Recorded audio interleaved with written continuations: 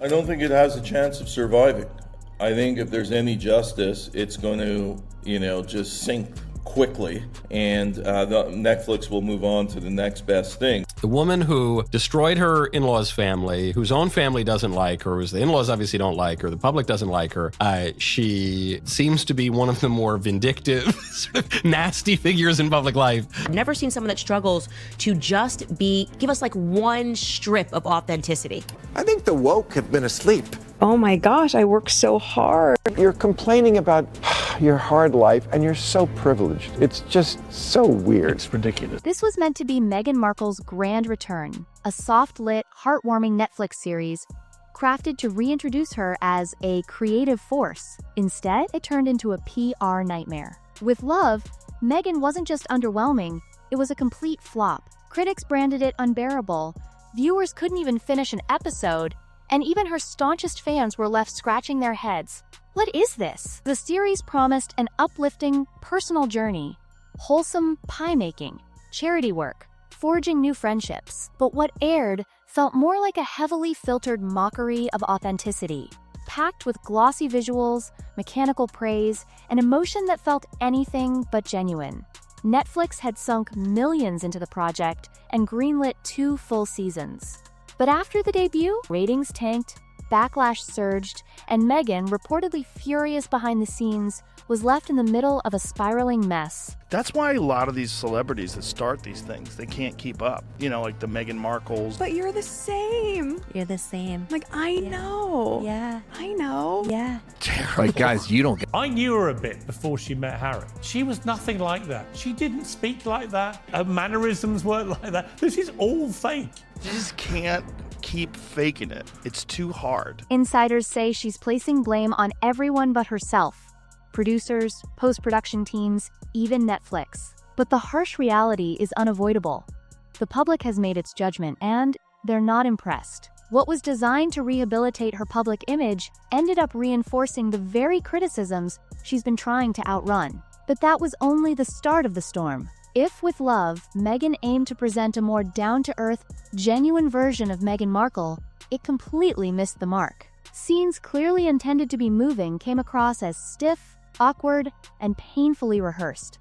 Take the widely mocked "I love doing small acts of kindness" segment, where Meghan gazes into the camera, handing out compliments and pastries with the enthusiasm of someone checking boxes. Then came the strange "my Luke, your Luke, my Luke" line. So bewildering, it instantly went viral, and not in a good way. The honey scene didn't help either. For kids, that's fun, so many good songs, and I've become that mom where I'm sitting around with friends and I start singing Tyrannosaurus, that's the chorus, Tyrannosaurus. I was like, what am I singing? Oh my gosh, I'm singing Storybox. I'm singing Storybox. I am not singing Beyonce in that. Wasn't there some speculation that she was on Epstein's yacht at one point in time? There was photos with her and Prince Andrew way back in the day when she was in her early 20s. And it seems like that lady is a temptress. She's a siren. She's lured him into the rocks. Meghan grinning beside jars of honey, proclaiming, "We're not in pursuit of perfection. We're in pursuit of joy." Critics couldn't decide if they were watching a cooking show, a spoof, or a PR campaign wrapped in a kitchen apron. One viewer likened it to a Hallmark film with no storyline. Another said it felt like a Pinterest board had come to life. Even her admirers sensed something was wrong. Overly choreographed, too curated, and painfully disconnected. It wasn't just dull, it was unsettling. And it left viewers asking, if this is the polished version for the cameras, what's happening when they're off? What unfolded next would shake the very foundation of her brand. Things only got worse when Meghan appeared on a highly publicized podcast with self-made billionaire Jamie Kern Lima. Marketed as a deeply emotional and authentic conversation between 2 influential women, the episode ended up delivering something quite different. Very first question, because I think in friendship it's so important, and I think so many people also have this question for you is, Meghan, how are you? And are you okay?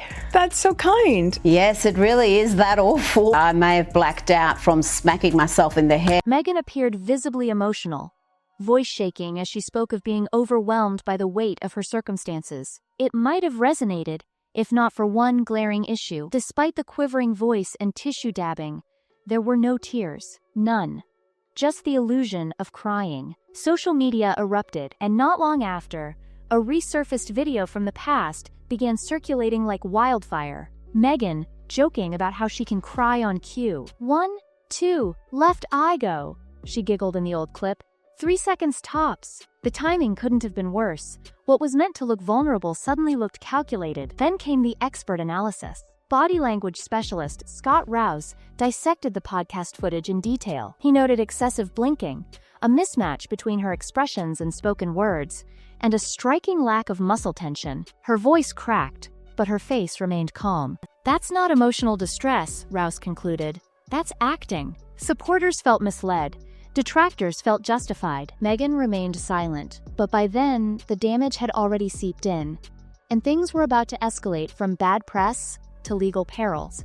As the controversy over Meghan's tearless breakdown started to cool, a new and far more serious scandal erupted. A Maryland woman named Robin Patrick came forward with a shocking allegation. What do you think of them? This is why it's so nice to not have makeup on.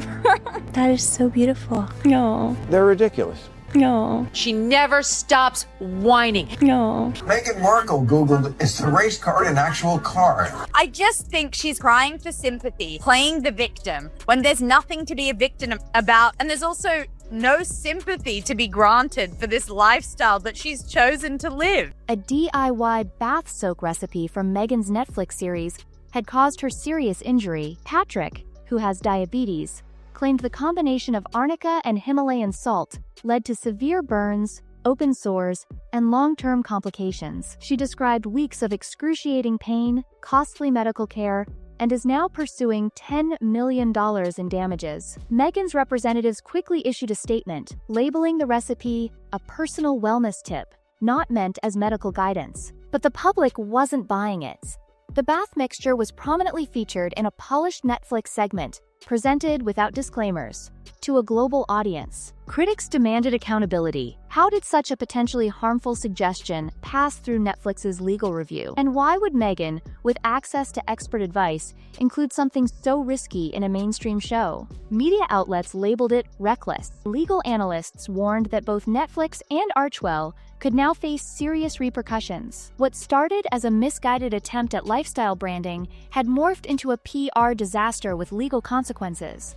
And Meghan's next response only added fuel to the fire. For someone who publicly distanced herself from royal duties, Meghan Markle certainly seems unable to let go of the monarchy. That much became obvious when sharp-eyed viewers noticed a detail that sparked outrage. One of her Netflix-themed gift baskets included a handwritten note signed, "Her Royal Highness, the Duchess of Sussex." The issue? She's no longer permitted to use the HRH title. Not officially. Not informally. Not in any context. When Meghan and Harry stepped down from their royal roles, they lost the privilege of using that designation. So why was she still signing her name like a senior royal? Critics called it tone-deaf, even delusional. Social media erupted, with some of her previous defenders expressing secondhand embarrassment. Soon after, polls painted a harsh picture. 2/3 of British respondents wanted Meghan and Harry stripped of every title they still held. And inside the palace, the fallout was just as intense. Royal insiders reported that Prince William was livid, viewing the move as a blatant betrayal. While King Charles has remained publicly neutral, sources suggest his tolerance is wearing thin. To many, this wasn't about royal formalities. It was about honesty. Meghan had walked away from royal life, but seemed unwilling to part with the benefits. And no amount of glossy interviews could reconcile that contradiction. But what came next wasn't just controversial. It was deeply unsettling. Well before her royal debut, rumors had long circulated about Meghan's mysterious past. One of the most persistent whispers? That she had once been involved in the world of yacht girls, a term often used to describe women who socialize with the elite aboard private yachts, sometimes under ambiguous circumstances. Gossip columns hinted at it. Online forums speculated endlessly. There was never hard evidence, but the rumors clung on. Some even alleged that she may have crossed paths with controversial figures like Prince Andrew or Jeffrey Epstein during such gatherings. Meghan has flatly denied these claims. Still, the timelines, certain photographs, and the refusal to directly address some of these details kept the speculation alive. Then another revelation stirred the pot. Meghan had insisted she knew almost nothing about Harry or the royal family before they began dating, even claiming she never Googled him. But acquaintances painted a different picture. One recalled seeing a vision board with Harry's face on it, and archived blog entries revealed her long-standing fascination with the royals. Slowly, the narrative began to shift from fairy tale romance to strategic pursuit. Was Meghan merely a driven actress who struck gold? Or had she been planning her path to royalty from the very beginning? And just as the noise was beginning to settle, she unveiled something even more bizarre. After waves of criticism, Meghan made yet another attempt to reinvent herself. This time, through a lifestyle venture she hoped would rewrite the narrative. The brand was introduced as American Riviera Orchard, an aesthetic blend of upscale living, wellness inspiration, and polished branding. But before anyone could figure out what the company was actually offering, it quietly morphed into a new name, As Ever. Why the sudden shift? Because the launch fell flat almost immediately. Social media users mocked the logo, pointing out its uncanny resemblance to the coat of arms from a small town in Spain. Soon, potential legal trouble emerged. Small business owners claimed the brand name was already taken. What was supposed to exude elegance now looked like a lawsuit waiting to happen. And then came the strangest twist. The products allegedly sold out within minutes, despite only a limited quantity being produced. Suspicion exploded online. Many accused Meghan of fabricating the sellout to manufacture buzz. One YouTuber even caught the website flipping from "coming soon" to "sold out" live on air. To critics, it was another example of style over substance, a brand built more for headlines than customers. Because if Meghan's mastered anything in recent years, it's turning controversy into a business model. But that wasn't the end. The collapse had already begun. When Meghan first entered the royal spotlight, she was painted as the modern disruptor, a dynamic outsider ready to shake up tradition. But that early promise has faded into something far more polarizing. From exaggerated emotional moments and awkward streaming content to legal threats, misused titles, and questionable business moves, each rebranding effort seems to implode faster than the last. So, she continues to insist she's simply misunderstood. The pattern is becoming impossible to ignore. Every launch, appearance, or announcement feels meticulously calculated, beautifully packaged, but strangely lifeless. Her critics now dub her the Duchess of Drama, a woman clinging to relevance, while the spotlight reveals more cracks than charm. Even those once in her corner are beginning to lose faith. Because at this point, it's not just a string of bad press, it's a crisis of credibility. The emotional theatrics, the royal branding, the overly curated image, they no longer come off as accidental. They seem deliberate. And somewhere along the way, the line between authenticity and performance blurred beyond recognition. It's no longer a question of whether Meghan still craves fame. That much is clear. The real question now is, after everything, is anyone still buying into the act?